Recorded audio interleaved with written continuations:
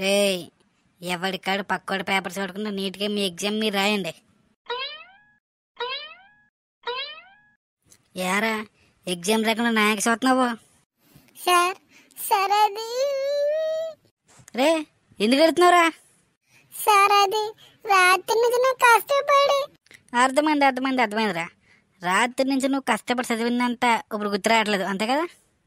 అది కాదండి, రాత్రి నుంచి నేను కష్టపడి రాసిన స్లిప్లు ఎవడో కొట్టేశాడండి. స్లిప్పులు కొట్టేశాడా? ఎవడరా స్లిప్పులు కొట్టింది?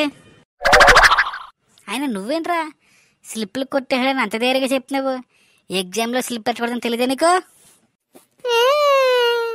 సర్లే ఏడకో, ఏడు వచ్చింది రాయి. ఏమి రావట్లేదండి. ఒరే ముందు నువ్వు ఏడకుండా ఆలోచించరా, సరిగ్గా ఆలోచించు. చూడు వస్తుందా?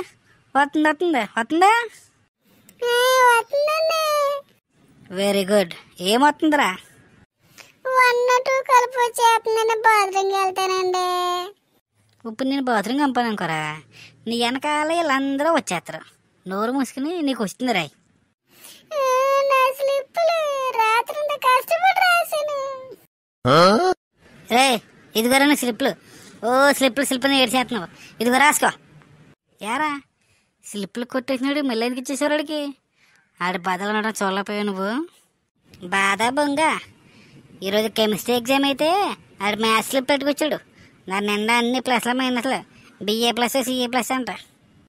ఒరే అది కెమిస్ట్రీ అయ్యారా, మరి NA+ BA+ ఉన్నాయేంట్రా? NA అంటే సోడియం, BA అంటే పెరియం. కెమిస్ట్రీ రియాక్షన్స్ రాయి. దీని అమ్మ జీవితం. మ్యాథ్స్లో మ్యాథ్స్ కంటే కెమిస్ట్రీ సైన్స్లో మ్యాథ్స్ ఎక్కువ ఉంది. అందుకే అప్పుడప్పుడు స్కూల్కి రమ్మనేది. కనీసం ఏ సబ్జెక్ట్ ఏంటి కూడా తిరగట్లేదు. నువ్వు అంత అలాగ ఉన్నావు. చేయదేనమ్మా, ఉన్న పొరుగు మొత్తం పోయింది. నిజంగా మీ అంత వరస్ట్ క్లాస్ నా కెరీర్లోనే ఎప్పుడు చూడలేదురా. మీ స్కూల్ లైఫ్లో మీ టీచర్స్ అయితే ఇలాంటి డైలాగ్ ఖచ్చితంగా వినే ఉంటారు. మీరు వింటే కామెంట్ చేయండి.